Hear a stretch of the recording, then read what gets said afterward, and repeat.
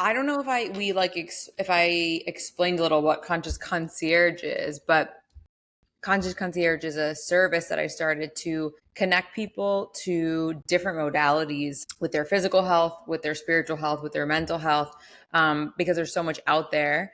And as in the functional medicine world, and then the plant medicine world, and then the therapy and coaching and retreats and somatic healing and energy work. So just to give you a background on like why I'm doing this and what I'm doing, that's really what it is. And obviously it's based on my own journey with all the modalities and going through all the things and just feeling like there wasn't, one person you could really go to get that kind of guidance. And that's really, in a very small nutshell, why I started Conscious Concierge. Conscious Conversations is a space where I invite people in to discover their truth, right? And like explore the deeper layers and the many paths of the healing and the wellness world across physical, mental, emotional, and spiritual realms.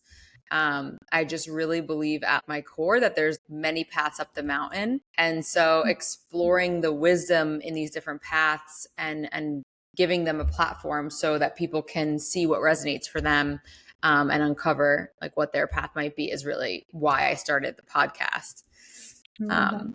I love what you're doing. It's so needed because I'm sure you can relate, and just all the people that you interact with, like people get lost. As you said, there's so many modalities, and I love how you phrased it as there's many ways up the mountain, because the truth of what works for one person oftentimes won't work for the next person. And there's all kinds of reasons we get sick. And I find not super often is it purely just physical. So I was just about to say the next thing I was going to say to like kick it off is like one of the core themes on the podcast is that exploring physical illness is rarely just physical, and also how it can be one of our greatest teachers, like if we're willing to listen. And how do we listen? And so today we are diving into the topic of mold illness and how common it can really be, how much it can wreak havoc on the body, but most importantly, how it acts as a mirror for what's really going on inside and like a true catalyst for transformation. So we are going to, share a little bit of my story. We're going to share my guest story. Joining me is Morgan Gladowski, former critical care nurse turned integrative health coach, who has a wild personal story with mold. So I'm really excited to dive into that. I'll let you unravel all of that.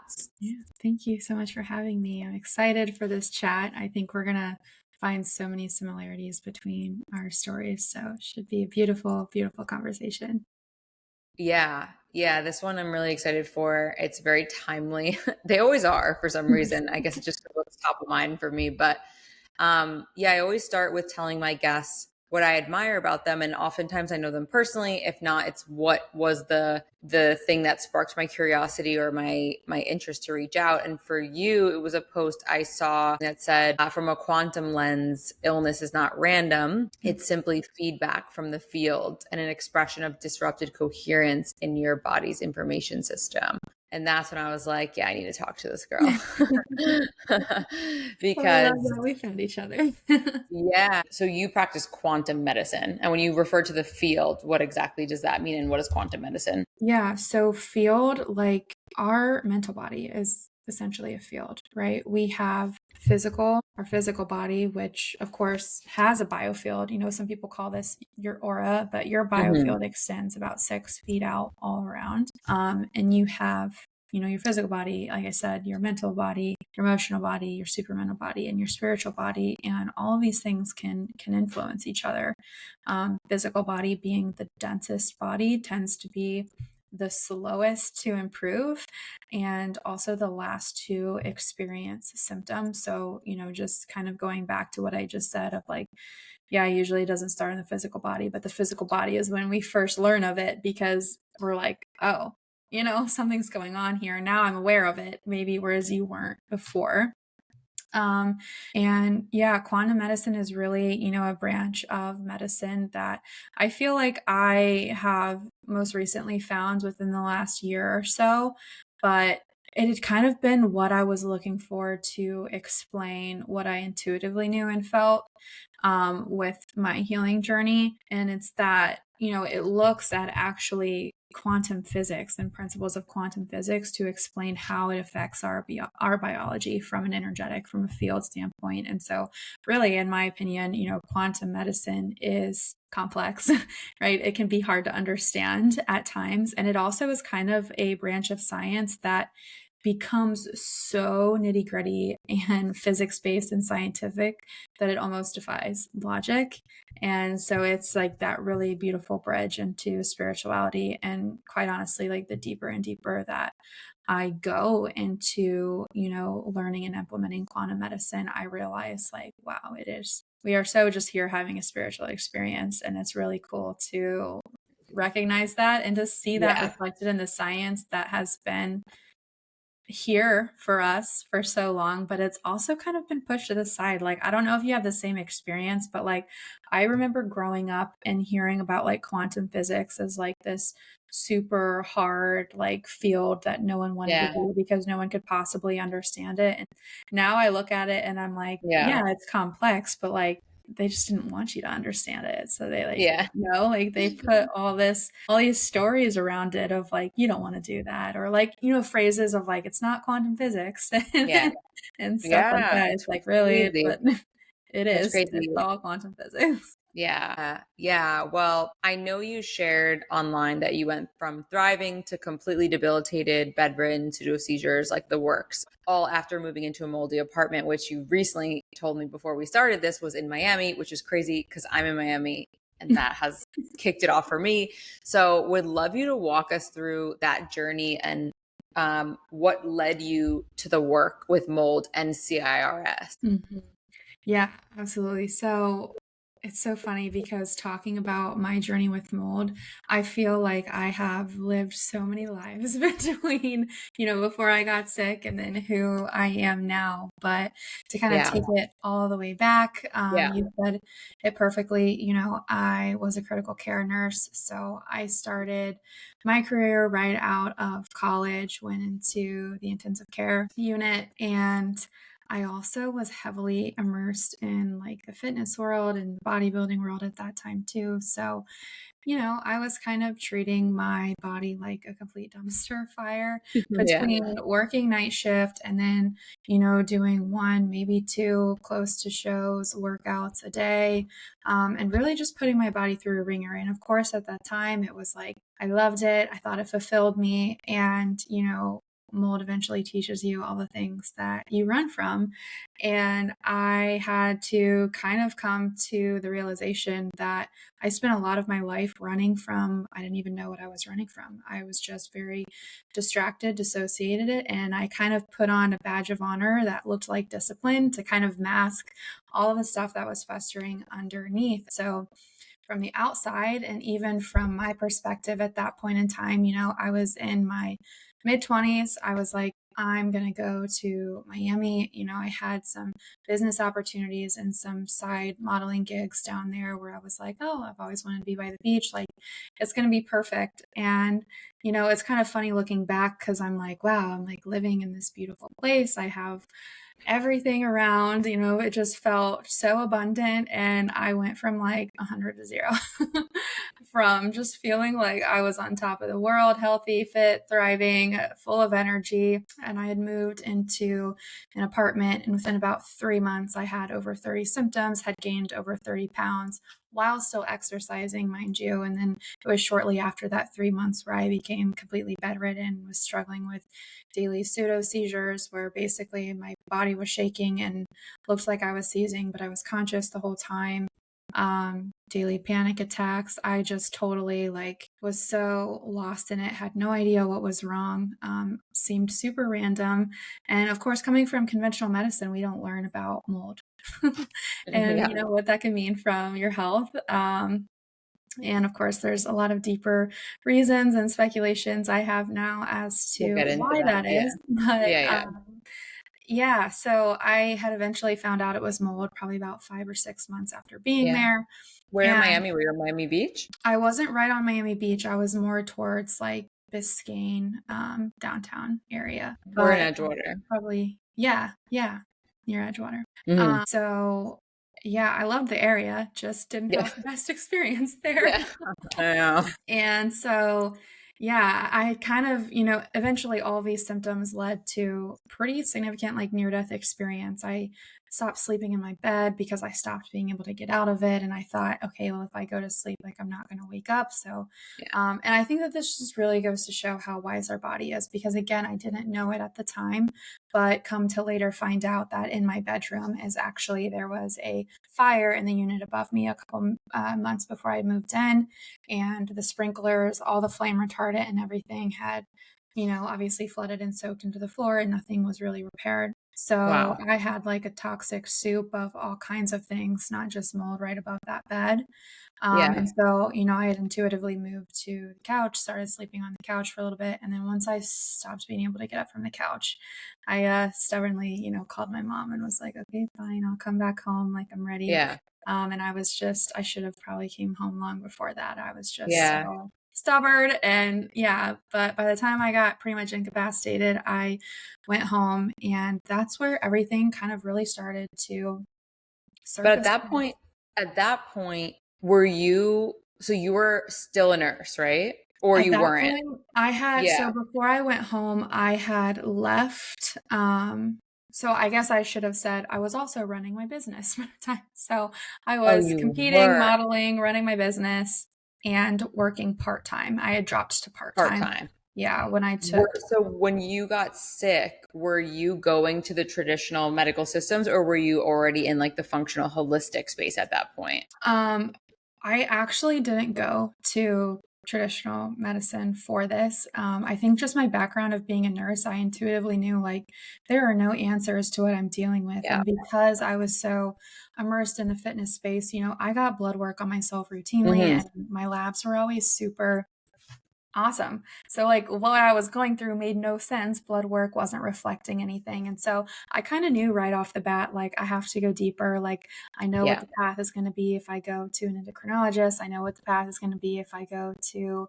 a gastroenterologist. And so I was like, Yeah. I've got to do something different. Yeah. So I kind of went to functional medicine kind of right off the jump. And then, of course, over time, that's evolved and is now more quantum Yeah. medicine and things like that for me. But So when you, sorry to keep interrupting, but I want to like no, fully yeah, understand like the whole story. So when you went to the functionals and you went home and you were like, okay, something is seriously wrong. At that point, did you have the testing done with the functionals to show you had mold or you really had no idea? I had just got it done. So about the same time I got home, I had gotten my test results back.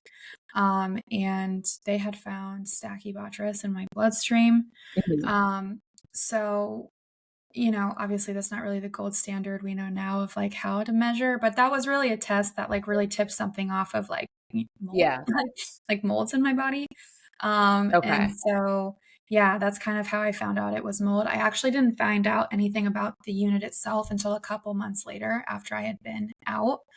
And what I was going to kind of say too, like timeline is really interesting with all of this because about that time, I was like, I don't know if I'm going to like wake up if I go to sleep.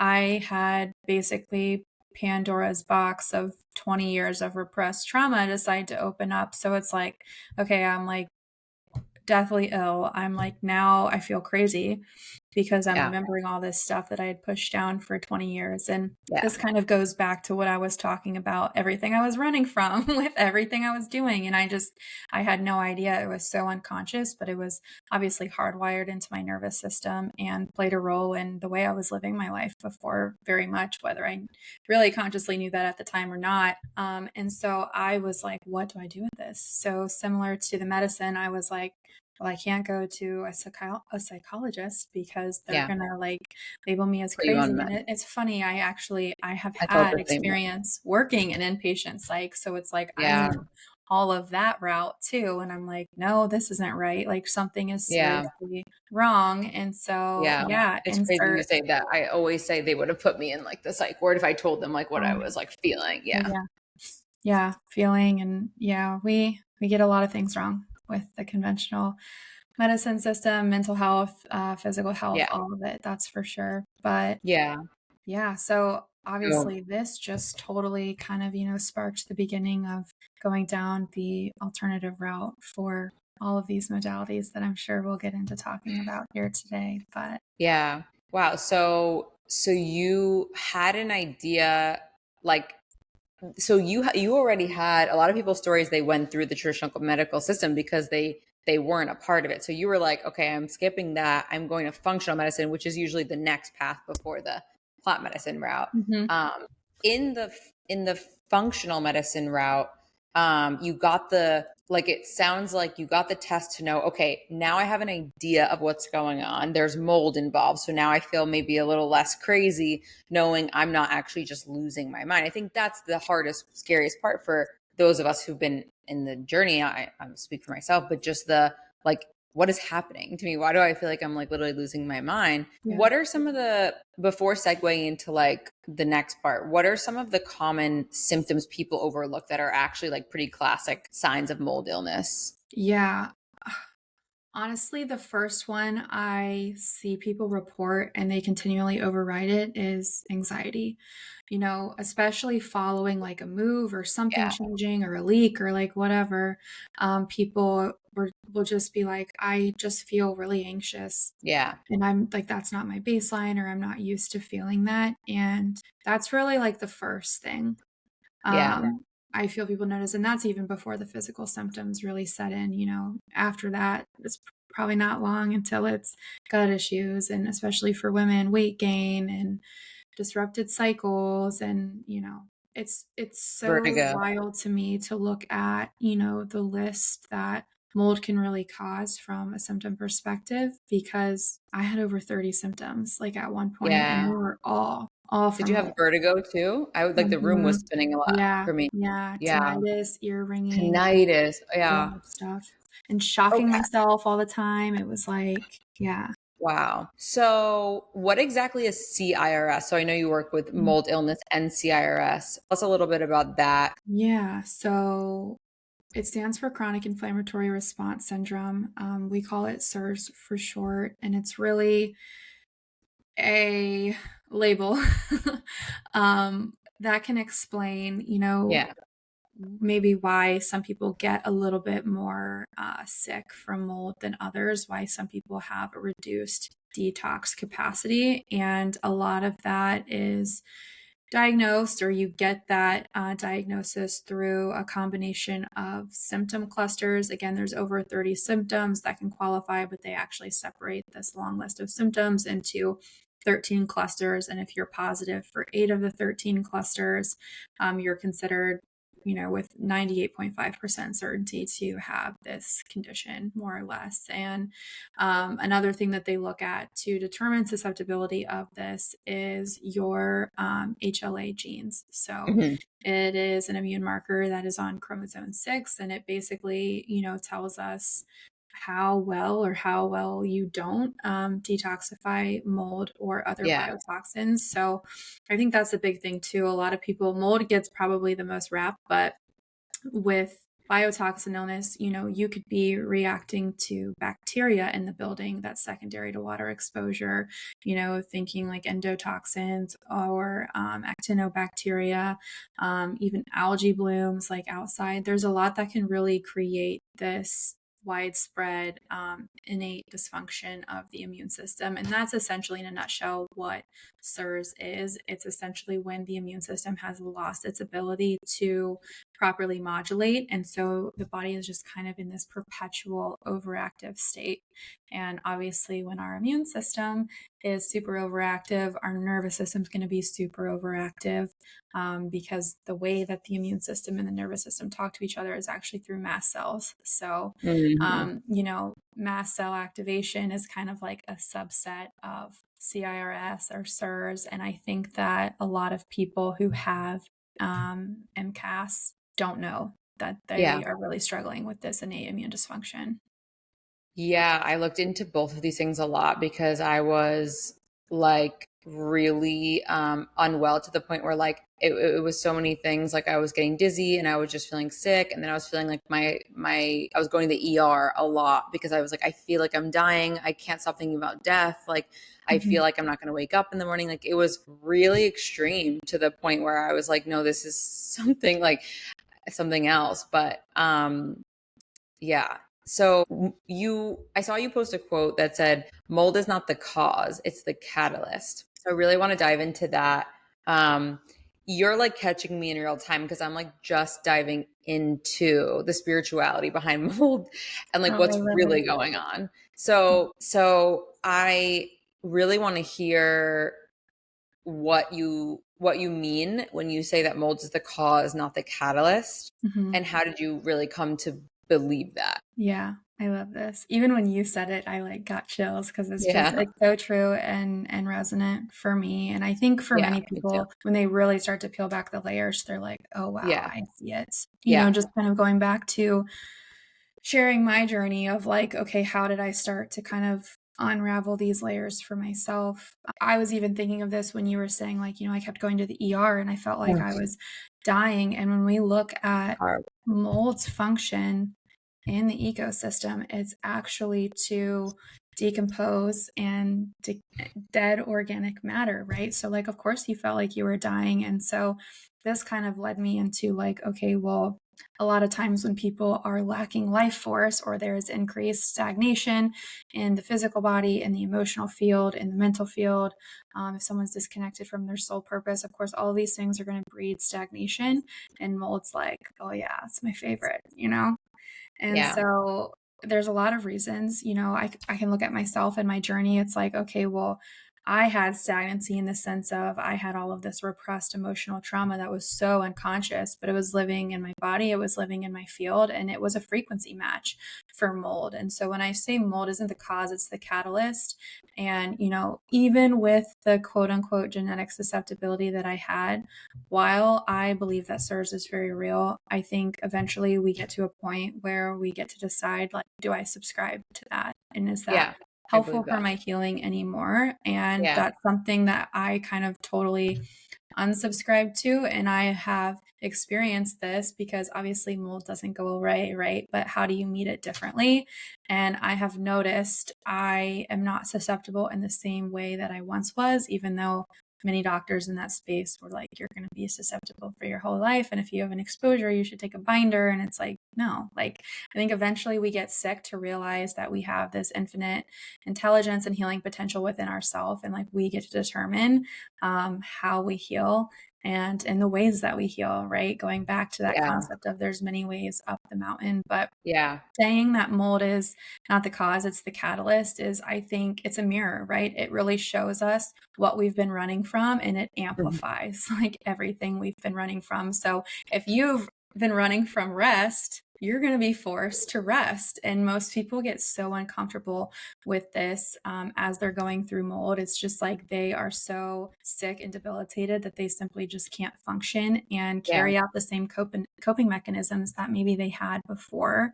And, there's so many themes we can dissect with mold, but Yeah. huge ones I see is this, yeah, chronic dissociation, inability to rest, people pleasing, and poor boundaries, really. And of course, that creates a really porous field and environment for mold to kind of creep Yeah. in and start to decompose what's not serving you, right? But it often looks like quite the opposite. It looks like mold's taking everything away. And so that's another big choice we have is to flip the script of like, is it happening to me or is it happening for me? And like also unsubscribing from that state of fear and that victim consciousness that again is really kind of the same frequency as mold. And I think people, when they find themselves in that state, it can be very easy to fall into that state with mold, but it's like a magnet for it. It keeps coming back and keeps coming back. And you just eventually feel like you're a victim of your own life until you choose differently. So much to unpack. I mean, it's very interesting right now with mold, because there's a lot of the functional medicine world is treating mold, and they're very passionate about it in the same way like a lot of us are, right? Mhm. And I work with a lot of functional medicine, but they're really focused on, yeah, like removing it from the body, and they acknowledge like emotional stuff, doesn't help and things like that. But I've really been feeling like there is a very, very profound process happening within myself. And mold, I had the labs run and they said orchitoxin, and I was like, not even over indexing. Like I was high, but not like where they were like, oh, this is the sole cause. They were like, it's a part of the puzzle. But I knew I was in a water exposed building and I started having all the symptoms. But where it took me, like this massive fear of death, to the point where I would just be looping and looping that I'm going to die, I'm going to die, I'm going to die. And what's going to happen? And where am I going to go?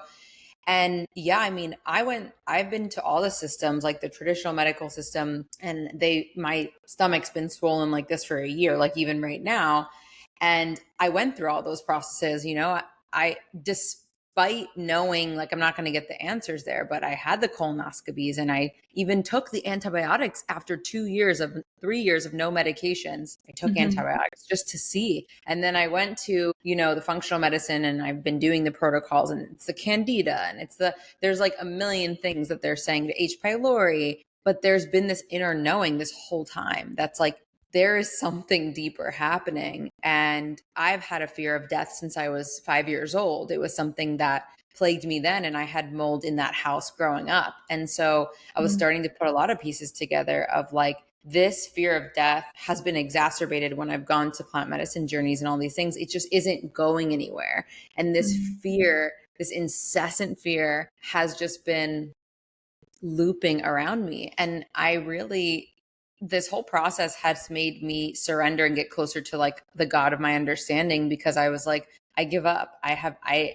There is something that's trying to die within me. Like my deepest fears are coming up. And it's like, I would sit out here every morning for the last 2 years now, where I'm like in my prime of life, 33 to 35, and I'm just begging for like this answer. But what I'm seeing now is people are confused. They're like, well, functional medicine says to treat it this way, and traditional medicine says it should treat it this way. And then you go to ayahuasca and things like that, and it will show you the emotions and the repressed things. I'm curious, from your point of view, when you are working with someone with mold, or just what your opinion is in terms of all the labs, like the Dutch, the H2MA, the GI, the oats, like what actually helped you and what kind of took you further away from the process of the emotional like coherence, getting back into that. Yeah.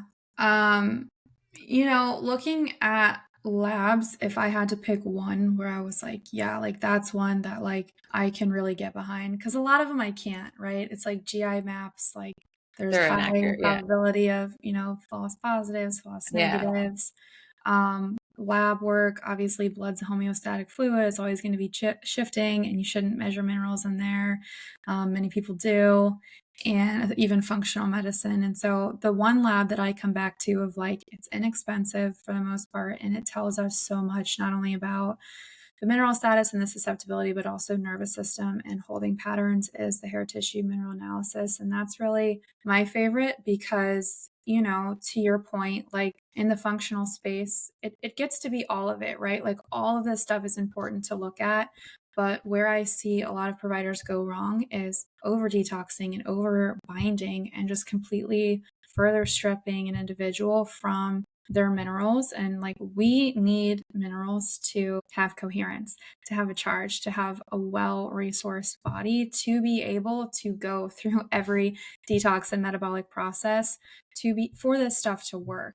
And so this is where I really feel like people start to kind of get lost in protocol to protocol to protocol. Yeah. Because if we would just start with mineralization, like, yeah, we still might need a couple binders here and there, but like we would need far less if we just approached the foundations of healing from the beginning. And I think that that's really what carries over into the deeper emotional work and, plant medicine, if someone feels resonant with that route, because ultimately that's what's going to give us the capacity to integrate and to have the energy to do that kind of work, because it is very energy intensive. And this is where I also think it's like really important of like, not everybody's body is in a place to have some sort of like emotional catharsis or a spiritual experience and hold it, because it just goes back to this resourcing and, what's our charge? What do our minerals look like? Because this is also what creates our whole field and like biofields. So again, if we're under mineralized, we're more porous, we're more susceptible to not only physical entities, mold, parasites, but also energetic and spiritual entities as well. Yeah. They love suffering. They love a weak field. Mm-hmm. And really how we start to establish this is minerals. So that's the one test that I would say time and time again, like I have absolutely like no second thoughts about, running for somebody. So interesting. Yeah, because I have so many practitioners that are like, oh, the HTMA is inaccurate. And the other one says like, well, this one's inaccurate. And so it's hard. I feel for people, and that's the role I'm trying to step into. Well, that I'm stepped into is the helping people discern what is for them and what process is like resonant for them. Mhm. I was going to say something about, what is your opinion on, because I have my own, but what is your opinion on why certain people are getting healing just doing the detoxing and working with the functionals that are just working on the body? This is a deep question. When you say getting healing, is it perceived healing or are they totally like 100% like recovered? I guess this looks so much different for everyone, kind of like how we all get sick in different ways. We all have kind of different origins. I would love Yeah. if I don't know if there's a little more It's a context behind this, yeah, but that's good. I think it's what I'm seeing is the physical healing that people like. I'm deep in the studies of this. Like some people seem like they are getting physically healed just with the functional medicine route. I know personally from my work with plant medicine and with energy and all of that, that maybe it just appears as yeah. though they're fully healed, but physically, yeah. So it's just fascinating to me how sometimes in that route only people's bodies are healing, but Yeah. i'm just I'm just still trying to wrap my mind around like what is happening there. This makes a lot of sense now because my initial thing was like, it's probably not like what it looks like, or it's probably not what it thinks, right? Right. Because when we can get like nitty gritty, like scientific with this, that kind of goes back to prove like this is where, science and spirituality meet. But like in quantum medicine, we look at the 5-body perspective. So it's like we have the physical body, which is our densest layer, the emotional body, then the mental body, and then supermental and spiritual or bliss body. And the physical body being the densest layer is usually the last to express symptoms. And so what that really tells us is it all comes from the field, right? Like It there is does. something I believe going it. on. It could come from different layers, but it's all coming from the field. And again, we have so much wisdom, so much intelligence within our bodies that sometimes wherever the origin of something that's happening, that part can actually kind of fragment or, collapse to a level where, in this instance that you're kind of speaking of, where like, yeah, someone appears to be getting 100% healing from functional alone, there's likely still decoherence in the field, which will eventually re-express Present in the itself. body. Yeah. But it's Mhm, kind mhm. of like spiritual bypassing in a way, but with physical health, where it's like, oh, this is working. And I think it goes to show us how powerful like our minds are too, right? Because when there's something in the emotional field, for example, that we don't want to address, the mental field compensates and gets a little bit stronger to kind of overtake that biophoton collapse at that level. And so what that can look like is someone who has decided this is working, and it does, and it helps and it improves symptoms, but there's still, again, this fractal of something that is unresolved in the field that will eventually catch up when the body doesn't have resourcing anymore. I love that you said that. It brought me a lot of clarity, and it's it's something that I've been deeply studying. And I just wrote a Substack about how I feel like I'm getting my master's degree right now in like my life's work.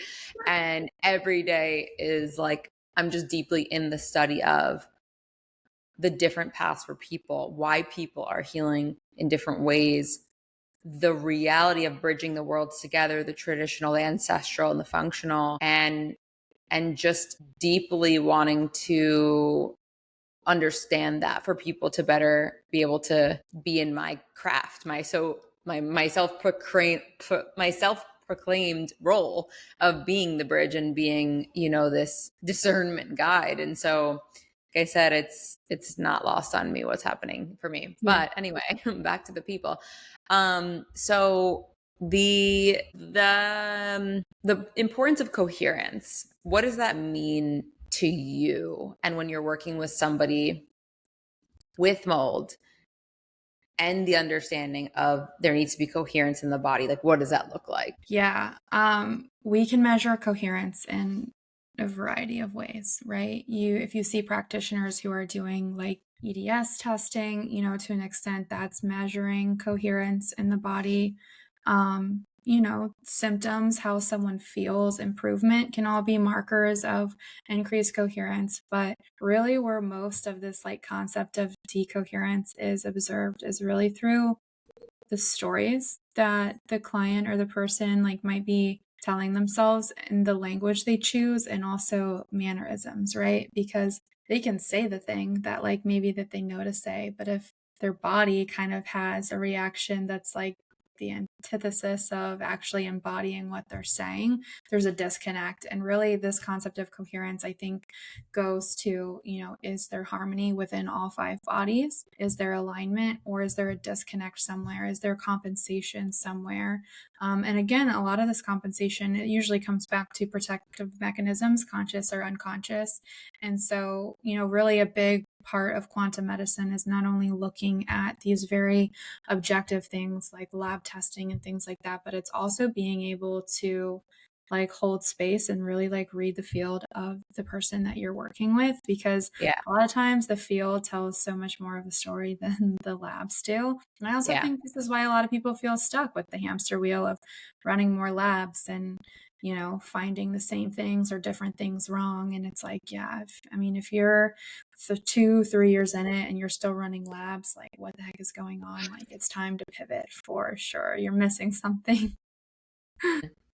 What do you see as a common theme with clients that are going through mold in terms of like patterns they're dealing with? Or like, is it fear? Is it things that they just are repressing? Like, is there very specific things that you're seeing that people need to resolve? Or what does that look like? Yeah. The three biggest patterns that I would see, and of course there's more than this, but the three most common that I feel like most people listening would probably be like, oh yeah, like I fall into that archetype.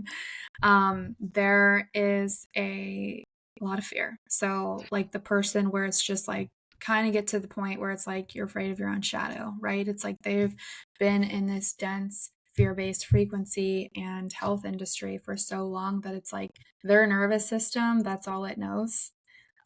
And so that is definitely, one pattern, one archetype I see. The second one being kind of like the overactive mental body and the over researcher. And again, this is usually a compensation for emotional trauma that is repressed. So I see a lot of themes with this archetype of like never being able to express themselves in childhood, a lot of suppressed anger, good girl conditioning, poor boundaries, never standing up for themselves, like don't know how to say no.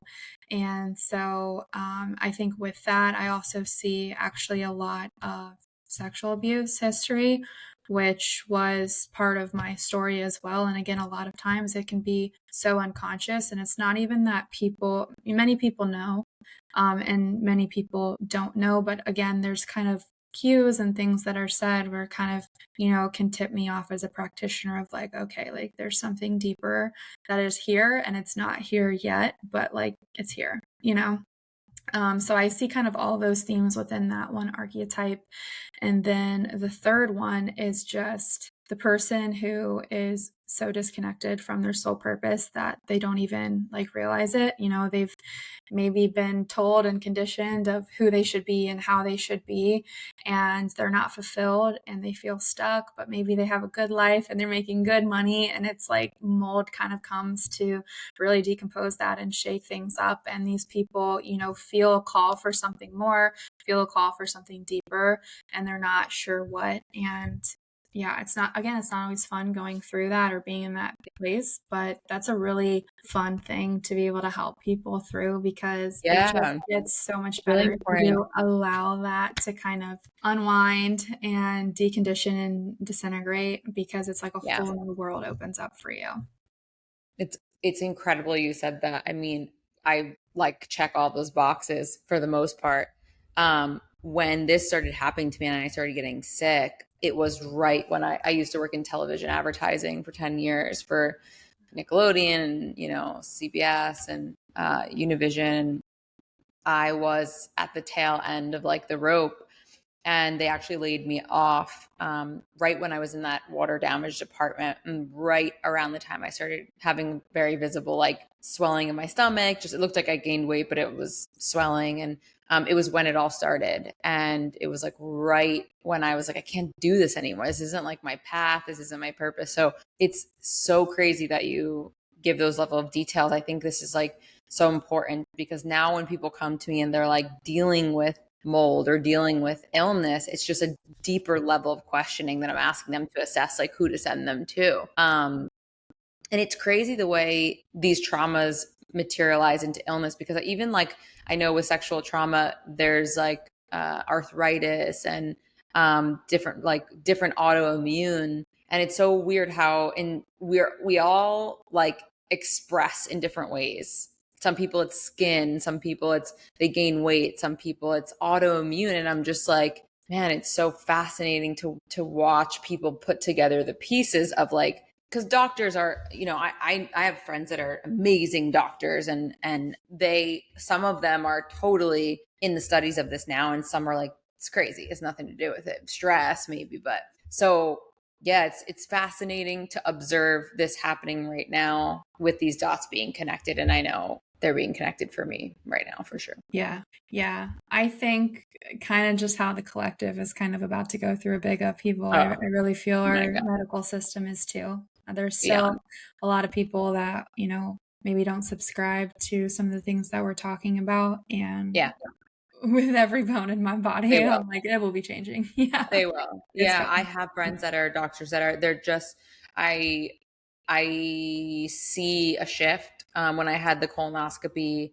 I knew with mold I needed to do the functional detoxing work and the emotional work. Like I just got back from Ecuador to remove energies and do all that. And yeah, and been, ayahuasca had pointed me in the direction of a lot of anger and shame and a lot of emotions. It just kept taking my hands and moving it to my swollen belly. And so I had the insight, but a lot of people don't. So yeah, when I went to I was like, let me just appease the medical system and see if there's anything there. When I had the colonoscopy, the doctor did say to me, they removed polyps, and they were like, we're going to give you antibiotics for H. pylori. That's all that we can really find. I already knew, to do the deeper work with the candida and the mold, but he did say to me something like, are you stressed? Are you dealing with a lot? Are you intaking a lot of plastics? Like there were questions that were new that I could see he was venturing out into that space. Yeah. So I think it just depends on the provider. I think what I don't love in the functional medicine world is the hate on the doctors in the medical system because there Mhm. are good doctors. Yeah. I have incredible doctors in my life that deserve the recognition and the credibility for, all the years they put in. And it's just a new level of information. So my hope is that there's less hate too in that department of just the good ones who are willing and interested to do the deeper dive into the emotional Yeah. work. Yeah. I Yeah. love that you said that because Yeah. there are some doctors, right, that maybe have a chip on their shoulder or don't take the time to do that extra Totally. research for their patients. And there's just as many who are and are trying. Yeah. And I think, Yeah. I mean, same with like, why did I go into nursing? Why did I go into nutrition? And it's like, I wanted to help Yeah. people. Like, I Yeah. wanted to feel Yeah. fulfilled. I wanted to help people. I wanted to give back in some way. And Yeah. so I walked that path until I realized, oh, this is maybe not the most aligned path for me anymore to be able to help in the way that I'm meant to. Yeah. And Totally. that gets to be okay, to shift. And it also gets to be okay to stay because we Yeah. need healers in that space too. And as you said, like Absolutely. it's shifting. it will be shifting. And, ultimately, I think in any space, whether it's a plant medicine space, whether it's a hospital, whether it's, a functional coaching space, like I think what people really need more than anything right now is just presence, like to Yeah. be held, to be heard. And that's something, I know a lot of people don't feel like they get in Yeah. every avenue of healthcare. And I think that that's really, if you can do nothing else, if you have no other answers, like the most healing thing I think you Yeah. can do at that point is just be present with the person who's struggling and believe Yeah. them. Yeah. Yeah. I would say it is interesting to me right now to observe a lot of people that are getting sick are pretty tapped in, like I was pretty far along in my spiritual path, in my work, like following my purpose when this happened, and I've been noticing there's a lot of people right now who are spiritually tapped in that are getting sick and going Mhm. through these deeper processes, and it almost feels like this initiation into some deeper wisdom. And what I can say for myself is um it has forced me to start being the wise one myself, because when you start not healing from all the different practitioners you put your trust in, you have no choice but to either connect to the God of your understanding or yourself. And I think that what I'm seeing with people right now that are being challenged on this physical front with illness, there's a lot of that happening for Mhm. them. Yeah. Yeah. Yeah. And things are just shifting too.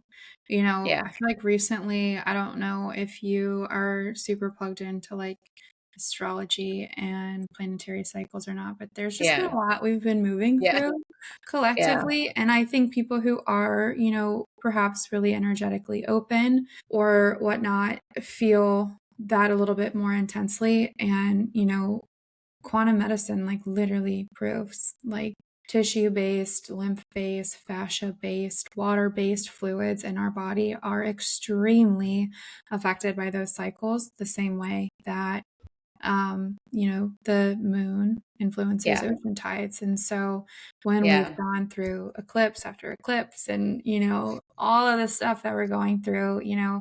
I think that gets to be part of the conversation as well of like, okay, am I sick or what is this symptom or like what is going on here? Because I think there's several reasons that happens in people who, yeah, are like, as you said, have been walking this path or pretty tapped in. And I think there's a level of we're also plugged into what's going on collectively, not only with these planetary cycles and astrological cycles, but also with what we're moving through collectively physically. And some Yeah. people have, kind of taken that on to alchemize. I And think so that that's that a is part really, of their initiation. yeah, it's like I was like, I don't know how deep in the rabbit hole to get depending on who's listening, but either way, there's definitely a Yeah. lot. And I feel a lot of us that are on this like soul path are being really challenged. Because I think my faith came and went a lot, and I would go to the plant medicines and things like that. But I think right now it's a different level of mastery we're being challenged into, because I Oh, think a yeah. lot of the world's going to follow Mhm. with waking up and things like that.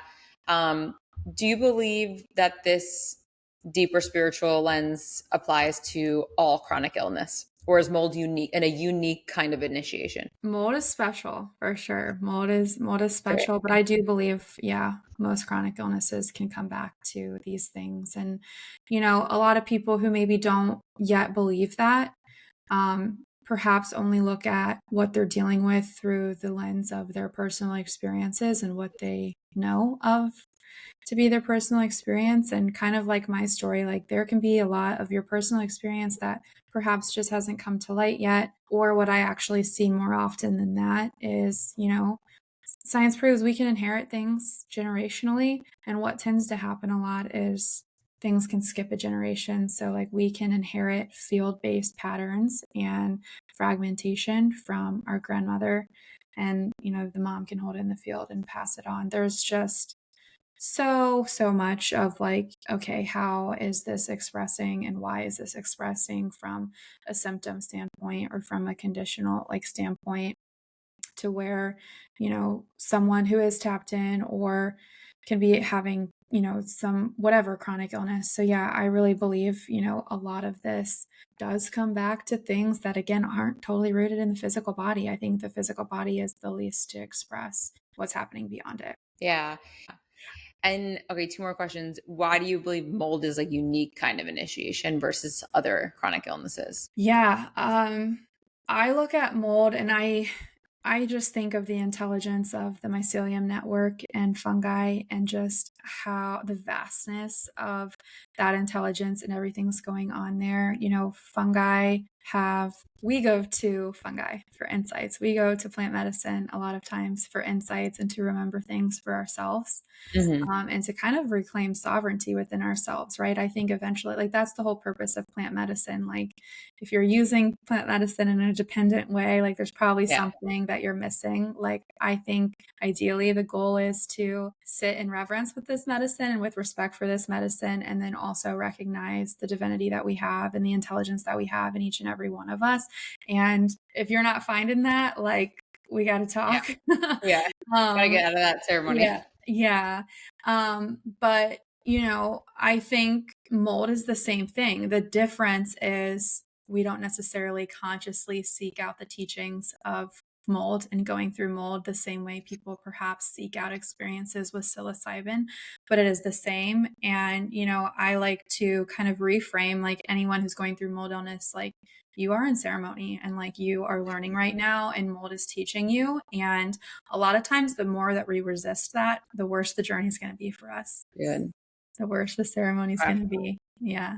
What would you say to someone who's in the depths, like really in the depths of dealing with mold illness? Like what is one question that they should ask themselves? What is this showing me is what comes up first, Yeah. of what they should ask. But, you know, I've been in those dark places. And one piece of advice that I would give to anyone who's finding themselves in that space now is really to just keep looking for the light. You know, I know sometimes, especially in the darkness and like I said, the vastness of mold, it can be so hard to find it. And if you're having trouble finding it, tune into whether you are looking for it outside of yourself or if you've been brave enough to go within and look for it. I think a lot of times mold is here to teach us too. Like, we're almost afraid of the light within ourselves and the power that we have. And, you know, we've forgotten and have subscribed to stories that, like I said, we're a victim or that we don't have power, or that we don't have sovereignty over our situation, and that our life is just this collection of circumstances that have happened to us. And I think really like the lesson with mold is to realize like I'm co-creating all of this and like where can I choose differently? And that gives you so much agency in the whole process. And, you know, ultimately, no matter where you come from, no matter what you've experienced, I think this concept of agency is something that so many of us have been looking for as kind of the bridge to really kind of diving into and dissolving a lot of these, for lack of a better word, traumas or density that we're carrying in our field. So good. Where can the people find you? You can find me on Instagram. I love to talk about this stuff on there. Morgan Gladowski is my Instagram, and my website is mokshaembodied.com, MOKSHA embodied.com. I love that. I saw your rationale for why you chose that word. It's beautiful. Yeah. Yeah. Even a meditation. Yeah. And as always, if you are trying to figure out what is next or best for your mental, physical, spiritual health, you can find me at Your Conscious Concierge on Instagram, yourconsciousconcierge.com. My TikTok is Conscious Concierge. And that's it. Thank you so much.